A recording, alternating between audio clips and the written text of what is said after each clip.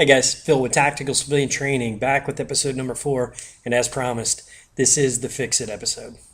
So in the last 3 episodes, we talked about some of the more common problems that people have on the range, and today I have 2 words for you: dry fire. So for those of you who have heard of dry fire, before your eyes start to glaze over, let me just remind you that if you do this correctly, you're going to shoot better than your friends. Dry firing simply means we're going to fire the weapon with no ammunition.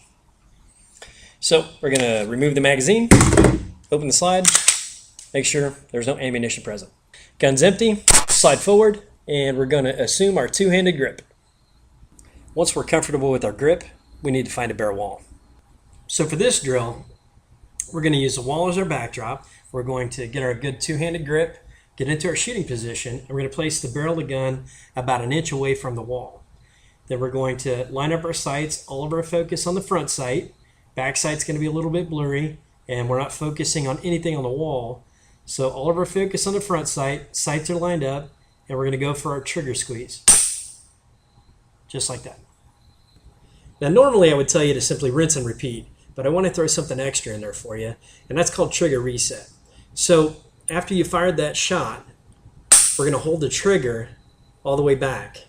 Then we're going to cock the weapon, and we're going to let the trigger out only until we hear the click.